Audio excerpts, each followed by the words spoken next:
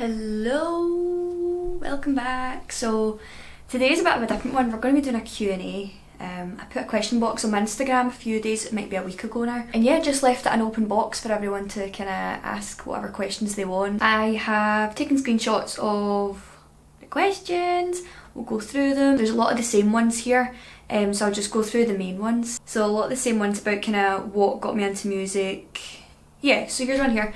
What got you into becoming a DJ? Where did your love for techno come from? Becoming a DJ, it was an old friend of mine had a set of decks. It's kind of the same as everyone else's story really. He had a set of decks and I was like, oh, this is cool, you know, I kind of want to learn it. At the time he was the DJ of the friend group and it was like, oh, you know, I didn't really have much confidence to actually properly try it. I ended up getting my own set in April 2020 and it was DDJ 400, so the little small ones connected up to the laptop, and yeah, it kind of started off very sort of like camel fat vibes, housey I want to say, with a good little bit of kind of underground slow techno as it was like sort of evolving. So that was the April 2020 and I kind of done that on and off. I wasn't really taking it serious, and then during lockdown there was a page called The Sounds of the Northwest, and it was basically people, adults in the northwest of England, had a Facebook page where they would do weekly DJ sets live. So my mum is friends with one of the people that run that event, and she was like, why don't you play? And I was like, okay, like no worries, I've never done this before. So yeah, ended up getting the Evermix box, which is what you can record sound from the decks through to your phone in. So I done that, done the set, and yeah, the support was amazing. It was so nice from people kind of coming from the older generation that have been there, you know, since electronic music's been evolving. So that was really good, a good bit of support, gave me a good bit of confidence. So that was 2021. So I done a few more of them. I had another one so that was the February, I done that in the 2021. And then in the April of the 2021, they gave me my headline slot. So I done the headline set for this kind of like live Facebook community. And it was just so amazing. That ended up getting me my first gig, which was in a nightclub called Eden in Coatbridge. And yeah, I started doing the warm-up sets for the main DJ in the nightclub. So that was playing sort of housey, tech housey kind of stuff.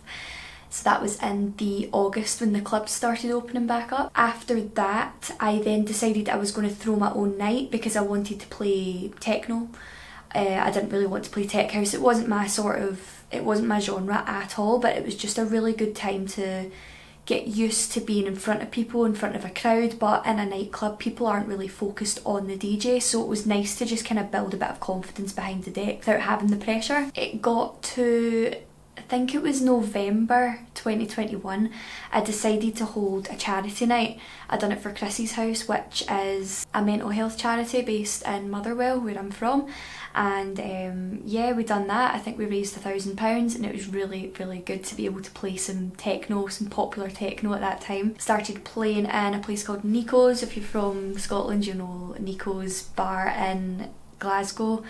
Started getting a few sets in there, and then yeah, from there I just started building a sort of reputation, taking social media a little bit more serious, and yeah, the gigs just started to pile in from there. So yeah, it's been a whirlwind. So that was me sort of becoming a DJ, the kind of story of that.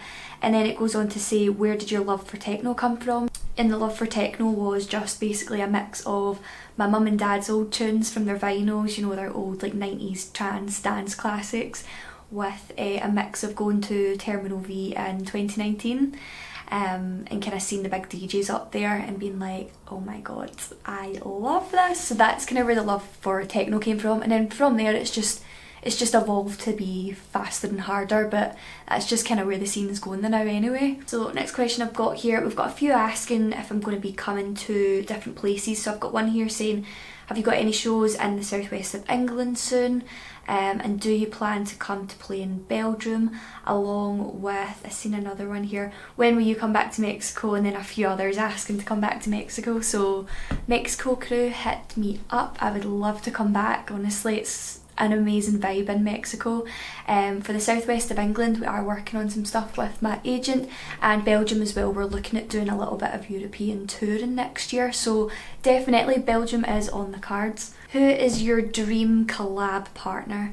I think right now for my type of music it would be URI. I play a lot of his music in my sets right now. I'll insert a little clip of his music there now.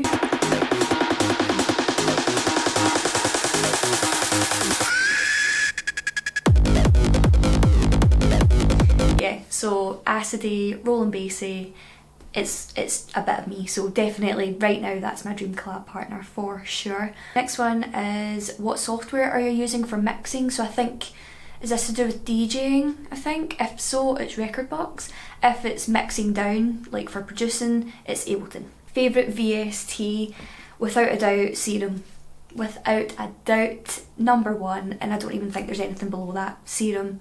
Serum 2 now, obviously, but yeah, I make everything on it. It is, I couldn't recommend it enough, the best VST out there. Off topic, what car do you drive? I'll insert a little... Yes, my absolute little belter with the techno reggae, and underneath it says Aslø, so special. So it's the Mercedes C-Class Coupe, and I absolutely love her. It's a belter, it's an absolute belter. Best gig ever. Now the person that sent this knows I'm going to say Mexico, my Mexican bestie Diego. Yeah, Mexico Raveland Festival. I had an opportunity to headline it in September. It was a surprise DM that I got, and I thought, there's no way this is happening right now. Yeah, the crowd were unbelievable. Everyone was so nice. The energy was just, I've never experienced anything like it in my life, and the confidence I've got from that now, it's unmatched. It's amazing. I would love to go back to Mexico some point next year. It would be amazing just to see everyone again as well. Do you have a musical background? Yes, but not professionally, if that makes sense. So my papa used to play guitar to me when I was younger. I ended up getting my own guitar when I was 7. I didn't start properly playing it and getting into it until I was 9. And then when I reached about 12 I realised I could actually sing, so I started playing guitar and singing. I was going busking on Glasgow Buchanan Street, getting my confidence up, and yeah, we all thought I was going to be a singer, and then that just evolved into electronics. So I'd love to do my own vocals in a track. I am working on it. I'm not quite got the confidence now at the moment to do it, but it definitely will happen. So musical background, yeah, but in my own sort of way. Do you have good advice or tips for writing acid lines? Your melodies are very energetic. I love it. Thank you very much. Yeah, definitely. I've struggled with acid lines a lot. What I have noticed that helps me is use one note and do a few notes in the octave below on the same note, and then start elongating some and start making some shorter. Let the loop just keep playing as you're changing notes. Try not do too many notes within the octave, because acid lines are actually really simple, and the special part of acid that makes it come alive is automating like the cut off and the resonance. So try not focus too much on all like how many notes are involved in the line. Try and make it, you know, simple is sometimes better. Less is more. So yeah, keep it simple, use 1 or 2 or 3 notes, and use that octave below you as well within the main note that you're using, if that makes sense. Favourite producer of all time? This is a tough one. I'm gonna have to say, just because I still love her to this day, Amelie Lenz. I think she's really stuck to her roots. When you listen to her older stuff like Higher, and then her sort of newer stuff, I wouldn't say that I actively listen to her music now, but it's someone that I really respect in the scene, and she's always just done her, and I always love that. She's not kind of went too far with trends. She's still kind of kept up to date with what the people want, but she's stayed true to herself, and I love that. So definitely Amelie Lenz for sure. When will you come back to Melbourne? This is a really interesting one, because I've been chatting with some people who are maybe interested in bringing me over for some touring. So soon. I can't say when, I don't know when exactly, but it's coming and I'll definitely see you soon, for sure. Even if it's just for a holiday, to be fair. Plans for a gig in or around Edinburgh, 9th to the 14th of December. I've not got anything for those dates, however it should be announced by now that I am supporting Mary on New Year's Eve in Cab Fall in Edinburgh, so it's not on the dates. I don't know if maybe you're on holiday at that point, but yeah, nothing for the 9th to the 14th, but New Year's Eve in Cab Fall, it's going to be amazing. I can't wait. Favourite unreleased track right now, it would have to be, I've not got a name for it yet, but it's part of a 4-track EP that I'm making, and it's very choiry, acidy and stringy, so I'll pop a little clip in of it here.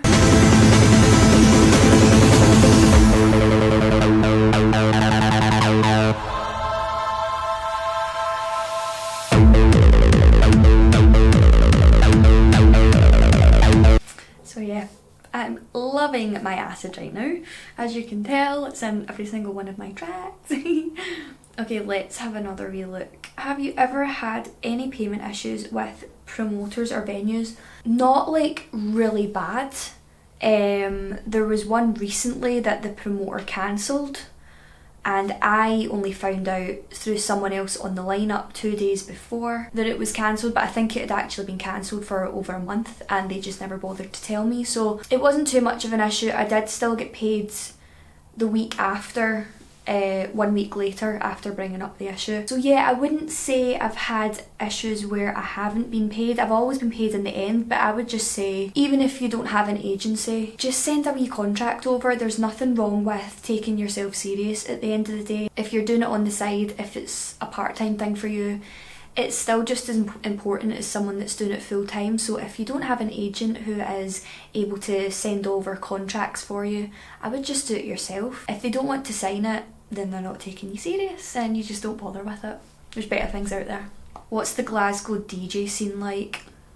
There's definitely many opinions on the Glasgow DJ scene. I think so I lived in Australia from 2023 to 2025, and before I left at the end of 2023, it was already getting quite saturated. There's a lot of people, in my opinion, there's a lot of people that are in it for popularity or to make a pretty penny.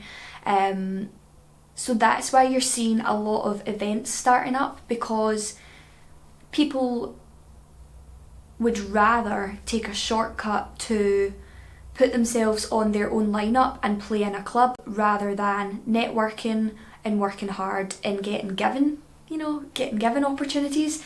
So yeah, there's events left, right and centre, and it's oversaturated the scene completely. I think people are definitely in it for a lot of the wrong reasons, but you can really tell that from a mile away when you meet people or when you see them on social media. It's just not the same anymore. I think once I came back from Australia this year, I was really overwhelmed because there's the new trend of industrial going around.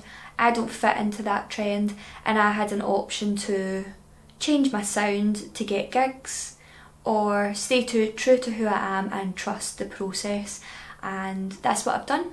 So yeah, I won't be fitting into any sort of bracket whatsoever. My time will come. I think Acid is coming in next year. You're going to see it in 2026, so be ready for that. Not that it's not been in, but you know, the trend at the moment is industrial, and that's all that's really getting booked in Glasgow at the moment. Well, that's not true, obviously. You've still got your house and your disco, but when it comes to the kind of hard techno-wise, there's not a massive audience for that at the moment, but it's just TikTok and social media, unfortunately. But it will come back. I am very, very optimistic that the scene that we had before and the scene that we loved before will come back, and you know, the people that are in it for the wrong reasons will be washed out or they'll give up. So yeah, long story short, the Glasgow DJ scene is cooked. What is your favourite DAW? My favourite DAW, so I've used Pro Tools, Logic and Ableton, and it has to be Ableton for electronic music, 100%. Everything that you could possibly want to make electronic music is in Ableton, without a doubt. I think Pro Tools was, I used that in college and that was kind of more recording sort of stuff, and Logic was just a little bit too basic for me. I really like how Ableton looks. I think you've got a lot more control over things. So yeah, Ableton on top, 100%. What was your first experience hearing Acid? I don't really remember like an exact song that it would have been, but I definitely remember Acid tickling my brain. I've always played Acid, and for as long as I can remember, it wouldn't be like a kind of staple piece in my sets, but there would be Acid somewhere within it. I think it's just so old school, like listening to the kind of old 90s techno. It's Acid, it is Acid everywhere, and a lot of the comments on my posts now are, this is taking me back to the 90s, and I love that it's so nostalgic for everyone, and I am so envious of anyone that grew up in that scene, in that age.